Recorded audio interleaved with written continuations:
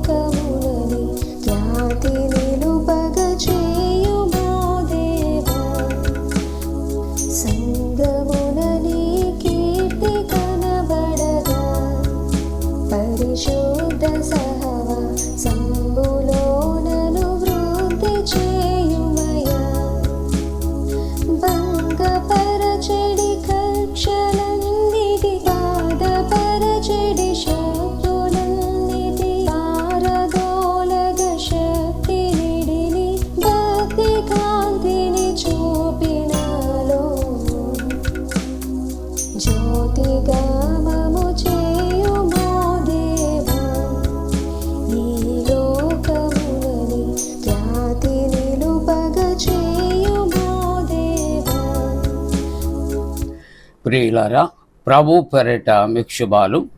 జన్మదినాలు, వివాహ దినాలు జరుపుకుంటున్న కుటుంబాలకు యేసుక్రీస్తు ప్రభు పరిశుద్ధ నామమున పండు prince and sisters YouTube channel ద్వారా మీకు శుభాలు తెలియజేస్తూ మీ కొరకు ప్రార్థన చేస్తూ ఉన్నా.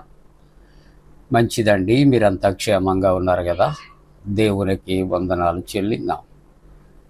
ప్రాతకాల ఆరాధన కొరకు ఏర్పాటు చేయబడిన పరిశుద్ధ లేఖనాన్ని కలిసి చదువుకుందాం.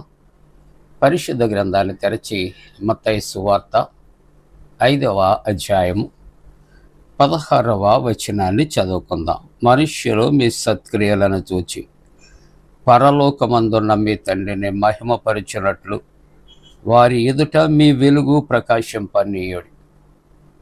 ప్రియమైన దేవుని యొక్క కుటుంబమా, పరిశుద్ధ గ్రంథములో సత్క్రియలు అనే అంశాన్ని చాలా దినాలు ప్రార్థనాపూర్వకంగా సత్క్రియలు ఏ విధంగా ఉంటాయో పరిశుద్ధ గ్రంథములో మనము ధ్యానం చేసాం. దేవుడు మిమ్మల్ని దీవించుగాక. ఈ దినము ఆధ్యాత్మిక సంబంధమైనటువంటి ఆ గొప్ప వరము, ఈ సత్క్రియలు చేయుట ద్వారా ఏమి పొందుకోగలం, ఎలాగ పొందుకోగలం, ఈ దినము మనము జ్ఞాపకం చేసుకోవాలని నేను ఆశపడుతూ ఉన్నా. ఒకటి, భౌతిక సంబంధమైన సత్క్రియలు. రెండవది ఆత్మీయ సంబంధమైన సత్క్రియలు. ఒకటి, భౌతిక సంబంధమైన సత్క్రియ. నువ్వు ఎవరికైనా కష్ట నష్టాల్లో, ఇరుకు ఇబ్బందుల్లో నువ్వు ఆదుకుంటే ప్రభువు నీకు తప్పనిసరిగా భూలోక సంబంధమైన జీవితంలో ఆయా అవసరతలు మనకు కలిగినప్పుడు దేవుడు తప్పనిసరిగా మనలను కూడా భౌతిక సంబంధమైనటువంటి మేళ్లతో ఆయన నింపి తృప్తిపరచగలిగిన దేవుడు. ఈవేళ ముగింపుగా ఒక మాట ఆలోచన చేస్తే, ఆత్మీయ సంబంధమైనటువంటి రీతిలో ఏ విధంగా నీవు దేవుని యొద్ద నుండి మేలు పొందుకుంటావు? ఈ ఆత్మీయ సంబంధమైనటువంటి ఏ గొప్ప కార్యాలు మనం చేయగలుగుతూ ఉంటున్నప్పుడు భూలోకములోనే కాదు కానీ పరలోకములో కూడా తప్పనిసరిగా మనం పొందుకోగలం. అవి స్థిరమైనటువంటివి, అవి పరలోక సంబంధమైనటువంటివి. ఉదాహరణకు మత్తయి సువార్తలో 6వ అధ్యాయంలో 19వ వచనాన్ని జాగ్రత్తగా మనం పరిశీలించినట్లయితే, భూమి మీద మీ కొరకు ధనము కూర్చుకొనవద్దు, అక్కడ చిమ్మిటియు తుప్పును తినివేయను, దొంగలు కన్నము వేసి దొంగలెదురు. పరలోకమందు మీ కొరకు ధనము కూర్చుకొనుడి, అచ్చట చిమ్మిటి అయినను తుప్పు అయినను దానిని తినివేయదు, దొంగలు కన్నమ వేసి దొంగిలరు. ఈ మాటలు మనము వివరించవలసిన అవసరత లేదు. రెండు విధాలు వ్యక్తులము మనం వ్యక్తిత్వాలు కలిగి జీవిస్తుంటాం. ఒక వర్గము అనుకుంటాం, అయ్యో నాకు సంపాదించటానికి ధనము లేదు, అయ్యా నేను దాచుకుంటానికి ధనము లేదు, నేను నిరుపేదని అని అనుకుంటా. రెండవ వర్గము అనుకుంటుంది, అయ్యో నేను ఇంత సంపాదించాను, దీన్ని ఎక్కడ దాస్తే నాకు భద్రత? పేపర్ స్టేట్మెంట్లో చూస్తూ ఉంటాం, వార్తలు వింతలు విశేషాలు వింటూ ఉంటాం. పలానా చోట పలానా దొంగలు వచ్చారు, ఇంటికి కన్నం వేశారు, ఇన్ని తులాల బంగారాన్ని దొంగిలించారు. రెండు వర్గాల మధ్య పోరాటం. ఒకటి దాచుకుంటానికి, రెండవది దాచుకుంటానికి లేనివారు. ఒకటి సంపాదించిన వారు, రెండవది సంపాదించని వారు. నేనంటాను సంపాదించటం తప్పు కాదు. మరి రెండవ కోణంలో ఆలోచన చేస్తే, భూ సంబంధమైన జీవితంలో జీవించటానికి ధనము ఎంత అవసరమో, పరలోకములో ప్రభు చెంతకు ప్రవేశించటానికి ఆత్మీయ సంబంధమైనటువంటి ఆ ధనము కూడా కావాలి. ఆ ధనము కొరకు దేవుని యొక్క వాక్యము అంటూ ఉన్నది, ఆ పరలోక ధనాన్ని మీరు సంపాదించుకోవటానికి భూలోకములో ప్రయత్నం చేయండి. దానికి ఒక చక్కటి ఉదాహరణ మీకు చరిత్ర జ్ఞాపకం చేస్తుంటున్నప్పుడు, గండోఫరస్ రాజు వారి యొక్క వంశం పార్థియన్ వంశం. ఆ వంశంలో చివరవాడు గండోఫరస్. తనకు ఒక ఆశ కలిగింది. యేసుక్రీస్తు ప్రభు యొక్క శిష్యులలో ఒక శిష్యుడు తోమా గొప్ప శిల్పి. ఆ శిల్పిని రప్పించారు. శిల్పికి కావలసినంత ధనాన్ని ఇచ్చి, ఆ రాజు ఈ విధంగా కోరుకుంటున్నాడు, నా కొరకు ఒక రాజనగరం నీవు నిర్మించాలి. నీవు నిర్మించే ఆ రాజనగరకు మించినటువంటి రాజనగరం మరి ఎక్కడ ఎవరికీ ఉండకూడదు. నీకు ఎంత కావాలంటే అంత ధనాన్ని ఇస్తాను అన్నాడు. ఇచ్చాడు, తీసుకున్నాడు. అది ఎప్పటికి పూర్తి చేసి గండోఫరస్కి ఇవ్వాలో కూడా దాని యొక్క తేదీ నిర్ణయించాడు. దినాలు, నెలలు, సంవత్సరాలు అని ఇచ్చిన వాయిదా అయిపోయింది. శిల్పి అయిన తోమాను కబురు పెట్టాడు. గండోఫరస్ అడుగుతున్నాడు, ఏది నీవు ఇచ్చినటువంటి గడువు అయిపోయింది, నా రాజనగర్ ఏదంటే, మహారాజా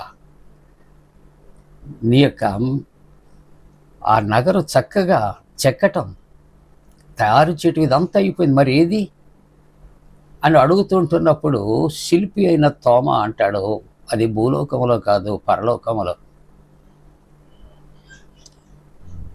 పరలోకములో అనేటప్పటికి గండోఫర్ రాజుకి చాలా ఉగ్రుడైపోయాడు. పరలోకములోనా, భూలోకములో కాదా? కాబట్టి ఏదో పాముతో చెలగాటం, నిప్పుతో చెలగాటం ఆడుతున్నట్లు నాతో నువ్వు ఈ చెలగాటం ఆడుతున్నావా అన్న రీతిలో అతన్ని ఖైదు చేయించాడు. గండోఫరస్ రాజు ఆ రాత్రి ఒక కలగన్నాడు. ఆ కల్లో తానట చనిపోయాడు. దేవదూతలు వచ్చి పరలోకానికి తీసుకువెళ్ళాయి. ఆ పరలోకములో దేవదూతలు పరలోక వైభవాన్ని చూపెడుతూ ఒక చోటకు వచ్చేటప్పటికి ఆగి, ఇది భూలోకములో గండోఫరస్ అనే రాజుకి తన కొరకు నిర్మించుకున్నటువంటి ఒక చక్కటి నగరం అని చెప్పాడట. ఆయనకు అర్థం కాలేదు. అతడు తుళ్ళిపడ్డాడు, లేచాడు. అతడు తోమ అనే శిల్పిని ఖైదు నుండి విడిపించి తీసుకురమ్మన్నాడు. నువ్వు పరలోకములో నా కొరకు రాజనగరు చిక్కానన్నావు, ఏ విధంగా చిక్కావు? అతను ప్రశ్న వేస్తూ ఉంటున్నప్పుడు అన్నాడు, అయ్యా, నీవు ఇచ్చినటువంటి ధనధాన్యాలు భూలోకంలో కుంటివారికి, గుడ్డివారికి, అంగహీనులకు, తినటానికి లేనటువంటి వారికి, దాహము తీరనటువంటి వారికి, వస్త్రహీనులకు, చెరసాలలో బంధింపబడిన వారికి, అంగవైకల్యము కలిగిన వారు, ఇటువంటి వారు ఎవరైతే నిరభాగ్యులు ఉన్నారో వారి కొరకయ్యా నేను వెచ్చించానని ఈ పేరు మీద. ధనము నీదే. కాబట్టి అది పరలోకములో నీ కొరకు దాచబడినటువంటి ధనమే అన్నప్పుడు ఆ గండోఫర్ రాజు అతడు అర్థం చేసుకొని, నేను ఇచ్చిన ధనము పేదలకు ఖర్చు పెట్టావు, అది పరలోకములో నా కొరకు దాచబడి ఉంది అని అతన్ని విడిపించాడట. కాబట్టి ముగింపుగా ఆలోచన చేస్తూ ఉంటూ ఉన్నప్పుడు, సత్క్రియ భూలోకములో చేసావా? భూలోకములో నీ కొరకు దేవుడు సత్క్రియలు దాచి ఉంచాడు.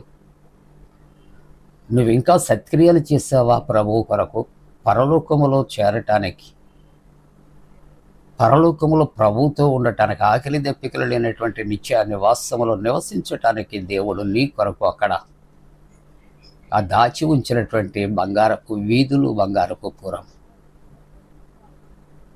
అవి దేనితో నువ్వు పొందుకున్నావంటే నువ్వు చేసిన సత్క్రియలే. అలాగా మనం జీవించిన కాలము భౌతికంగా ఈ లోక సంబంధమైన జీవితములు, పరలోక సంబంధమైన జీవితములు ప్రభుతో ఉండటానికి, సత్క్రియలు చేయటానికి దేవుడు తన పరిశుద్ధాత్మ కూడిన మనపై మెండుగా కుమరించునుగాక. ఆమేన్. ప్రార్థన. పరిశుద్ధుడా నీకు వందనాలు. ఎన్ని దినాలు ఉదయకాలపు ఆరాధనలు మేము కలిసి ఆయా సత్క్రియలు అనే అంశాన్ని ధ్యానం చేశాం. ఈవేళ ముగింపుగా అయినా భూలోక సంబంధమైన జీవితంలో కష్టమైన, నష్టమైన, శ్రమైన, ఇరుకైన, ఇబ్బంది అయినా నీ కొరకు మంచి పనులు చేయుట ద్వారా పరలోకములో కూడా మా కొరకు నా తండ్రి నాయనా నువ్వు స్థలాన్ని సిద్ధపరిచావు. మేము తండ్రి అటు సత్క్రియల ద్వారా పరలోక రాజ్యాలు పొందుకుంటానికి కృపొచ్చే. స్వస్థతలు, సమాధానాలు, రక్షణ కలుగుచి, గల్ఫ్లో బీభత్సవాలు దూరపరచు.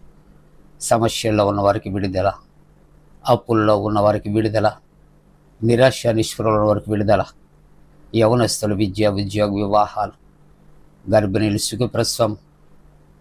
ప్రభువా ఇదిగో తండ్రి నన్ను సంతానము కొరకు ఎదురు చూస్తున్న కుటుంబాలకు సత్సంతానము కలుగు చేయమని యేసు ప్రభు దివ్య నామమున వేడుకొనుచున్నాం తండ్రి. ఆమేన్. మన పరమ తండ్రి అయిన దేవుని యొక్క ప్రేమయు, ప్రభువైన యేసుక్రీస్తు ప్రభు కృపయు, పరిశుద్ధాత్మక అన్యోన్య సహవాసం, నేను సత్క్రియలు అనే వాక్య ధ్యానములు ఇన్ని దినాలు నిన్న మన ఘనపరిచిన ప్రతి కుటుంబానికి తోడుగుండి సంరక్షించి కాపాడునుగాక.